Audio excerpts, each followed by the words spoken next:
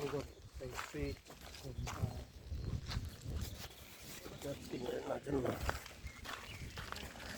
আমরা এখন জাপান গার্ডেনে আছি, নেদারল্যান্ডসের হেগ শহরের।